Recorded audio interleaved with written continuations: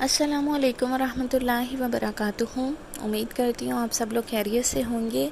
Has और निफास के शरई मसाइल के बारे में गुफ्तगू जारी और सारी है। हैज़ के बारे में अगर हम लोग ये बात करें कि क्या हैज़ की आने की कोई मखसूस उम्र है जिसमें औरत को हैज़ आना शुरू होता है, तो इसके बारे में शरीयत में हमें जो रहनुमाई मिलती है वो ये है कि हैज़ कम अज़ कम 9 साल की उम्र से स्टार्ट होता है। यानी कि किसी भी बच्ची को 9 साल की उम्र में हैज़ स्टार्ट हो सकता है या 9 साल के बाद कभी भी उसको पीरियड्स आना शुरू हो जाएंगे। अब अगर किसी बच्ची को 9 साल की उम्र से पहले ब्लीडिंग हो रही है या ब्लीडिंग हुई है तो वो हैज़ नहीं है बल्कि वो इस्तिहाज़ा है, और इस्तिहाज़ा के बारे में चैनल पे आप लोगों को डिटेल डिस्कशन मिल जाएगी जिसे आप मुलाहिज़ा फरमा सकते हैं। अब हम लोगों ने ये तो जान लिया कि शरीयत में हम लोगों को ये तालीम दी गई है कि मैक्सिमम जो पीरियड्स आने की एज है वो 9 ईयर्स है। ठीक है, तो कितने अरसे तक पीरियड्स औरत की ज़िंदगी में उसको जारी रहते हैं उसके बारे में भी शरीयत ने हमारी रहनुमाई फरमाई है, और वो ये है कि मैक्सिमम 55 ईयर्स की एज तक औरत को हैज़ जारी रहता है। लेकिन अगर किसी को 55 साल की उम्र के बाद भी बिल्कुल हैज़ 3 दिन या 3 दिन से ज़्यादा जारी रहा तो वो भी हैज़ ही शुमार होगा। लेकिन मैक्सिमम जो एक एस्टिमेटेड एज हम लोगों को मिलती है वो 55 ईयर्स है। अब ये फ़िज़िकल स्ट्रक्चर, फ़िज़िकल कंडीशंस के पे डिपेंड करता है कि किसी को 9 साल के बाद, किसी को 12, 14, 15 साल तक पीरियड्स स्टार्ट होते हैं, और किसी को 40 साल तक, 50 साल तक पीरियड्स आना बंद हो जाते हैं। लेकिन एक एस्टिमेटेड एज जो हम लोगों को शरीयत में मिलती है वो 55 ईयर्स की एज तक औरत को पीरियड्स आना जारी रहते हैं। अब क्या खालिस सुर्ख रंग का खून ही हैज़ को शुमार किया जाएगा या किसी और रंग की अगर रतूबत ज़ाहिर हो रही है तो वो भी हैज़ में शुमार होगी? तो इसके बारे में भी शरीयत ने हमारी रहनुमाई फरमाई है कि हैज़ के 6 रंग होते हैं। 6 रंग हो सकते हैं, मतलब हर एक को ये ज़रूरी नहीं है कि जो हैज़ के दौरान आपको ब्लड आ रहा है वो प्योर रेड कलर का हो, बल्कि 6 कलर्स का यानी ब्लड आ सकता है, जिसमें स्याह रंग का भी खून आ सकता है, सुर्ख रंग का, सब्ज़ रंग का, जर्द और गदला और मटियाला। इन रंगों में से अगर किसी भी रंग की रतूबत ज़ाहिर हुई है तो वो हैज़ के दिनों में हैज़ ही शुमार होगी। लेकिन खालिस जो सफ़ेद रंग की रतूबत होती है वो हैज़ शुमार नहीं होती। इसके अलावा ये जो मैंने आपको 6 तरह के रंग बताए हैं, स्याह, सुर्ख, सब्ज़, जर्द, गदला और मटियाला, इनमें से किसी भी रंग की रतूबत ज़ाहिर हो वो हैज़ के दिनों में हैज़ ही शुमार होगी। अब मैंने आप लोगों के साथ डिस्कस किया था कि कम अज़ कम हैज़ की जो मुद्दत है वो 3 दिन और 3 रातें हैं, और मैक्सिमम 10 दिन और 10 रातें हैं। ठीक है, तो अब ये ज़रूरी नहीं है कि जो 3 दिन और 3 रातों की कम अज़ कम जो मुद्दत हम लोगों को शरीयत में मालूम होती है इस मुद्दत में हर वक्त ही हैज़ का खून जारी रहे। लेकिन अगर मतलब ये कि रुक रुक के आपको ब्लीडिंग हो रही है, वक्फे से आपको स्पॉटिंग हो रही है, तो वो भी हैज़ ही है। ये नहीं है अब के बस 3 दिन मुसलसल आप कहें कि मुझे ब्लीडिंग हो तो फिर ही वो हैज़ होगा, ऐसा कुछ नहीं है। अगर वक्फे से भी ब्लीडिंग हो रही है, स्पॉटिंग हो रही है, तो वो भी हैज़ ही कंसीडर होगा। यानी कि 72 जो घंटे हैं 3 दिनों के, इनके दौरान कभी भी आपको ब्लीडिंग हो तो वो हैज़ कंसीडर होगी। लेकिन अगर जैसे मिसाल के तौर पे अगर किसी को इतवार के दिन सुबह के वक्त हैज़ आया है, और फिर यानी कि आपको सुबह के टाइम इतवार वाले दिन, एक मिसाल दे रही हूँ, संडे वाले दिन आपको सुबह के वक्त दाग लग गया, फिर आपको पूरा दिन कोई स्पॉटिंग नहीं हुई, कोई ब्लीडिंग नहीं हुई, पीर वाले दिन भी कोई स्पॉटिंग नहीं हुई, कोई ब्लीडिंग नहीं हुई, मंगल को भी यही सूरत हाल रही। अब इतवार के सुबह जब सूरज तलू हो रहा था उस वक़्त लेट्स सपोज आपको ब्लीडिंग स्टार्ट हुई थी, स्पॉटिंग हुई थी। अब इतवार का दिन भी पूरा गुजर गया, پیر کا دن بھی گزر گیا، منگل کا بھی گزر گیا، ٹھیک ہے، اب بدھ کا دن آ گیا ہے، ٹھیک ہے۔ تو بدھ کے دن صبح سے پہلے آپ کو دوبارہ بلیڈنگ سٹارٹ ہو جائے، ٹھیک ہے، تو یہ بھی حیض ہی کنسیڈر کیا جائے گا، کہ یعنی یہ نہیں ہے کہ اب آپ نے، یہ اکثر ہوتا ہے نا کہ ایک دن آپ کو داغ لگ گیا ہے تو پھر پورا دن داغ نہیں لگا،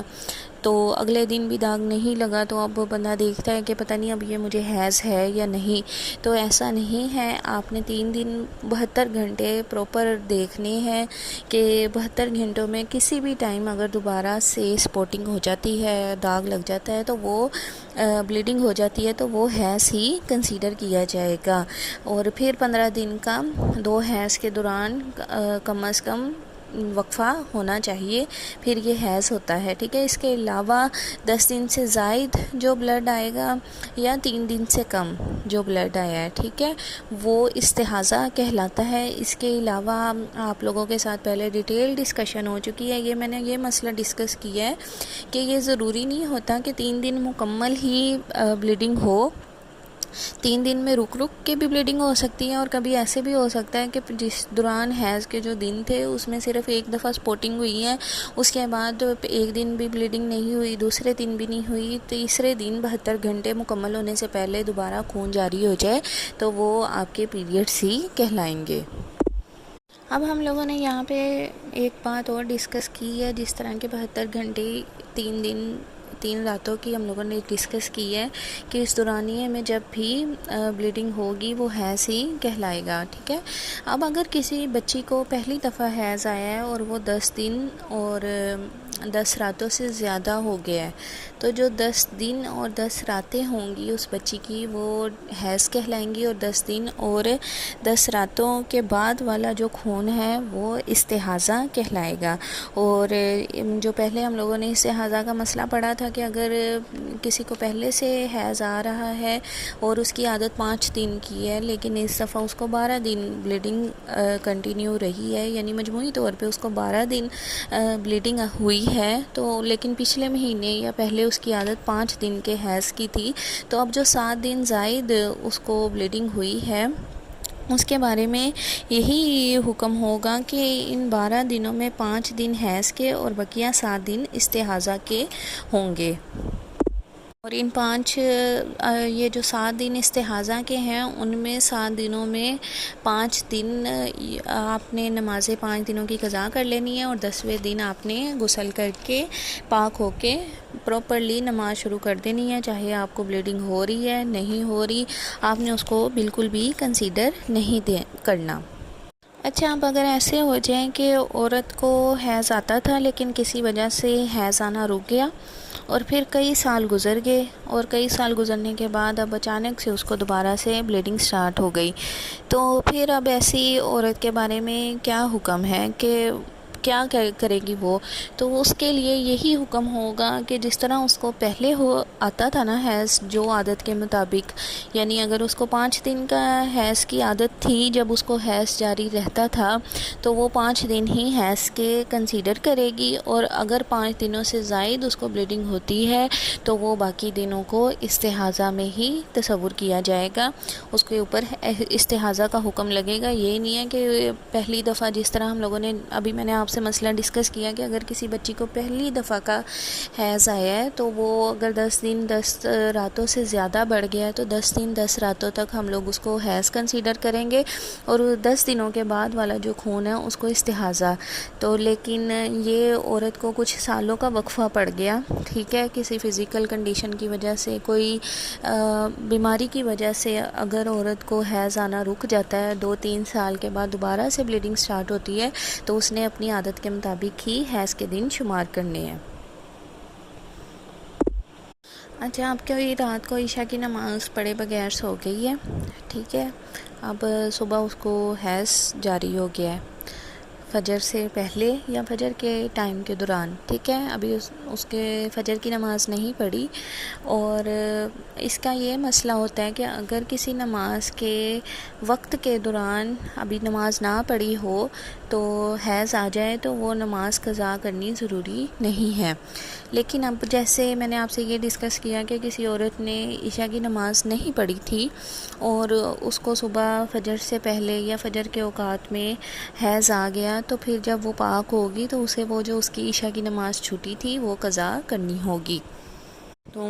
امید کرتی ہوں کہ آج جو مسئلے مسائل ہم لوگوں نے ڈسکس کیے ہیں، میرا خیال ہے اتنا ہی بہت ہے، کیونکہ لمبی ویڈیو سننے سے نا میری کچھ لوگ جو ہے وہ اکتا جاتے ہیں۔ تو اللہ تعالیٰ آپ لوگوں کو دین کا علم سیکھنے اور آپ کے لیے یہ تمام معلومات جو ہے وہ مفید ثابت کرے، آپ لوگوں کو دین کا علم سیکھنے والا اور سکھانے والا بنائے۔ اللہ تعالیٰ ہم لوگوں کا دین کے معاملے میں حامی و ناصر ہو۔ انشاءاللہ تعالیٰ آگے کل انشاءاللہ تعالیٰ میں اور زیادہ حیض اور نفاس کے شرعی مسائل کے ساتھ ویڈیو آپ لوگوں کی خدمت میں پیش کروں گی۔ اللہ تعالیٰ مجھے بھی توفیق دے آپ لوگوں کے ساتھ وہ معلومات شیئر کرنے کی جو میرے علم میں ہے، اور اللہ تعالیٰ آپ لوگوں کے بھی علم میں اضافہ فرمائے اور ہم لوگوں کو دین کی راہ پہ چلنا ہمارے لیے آسان فرمائے۔ آمین۔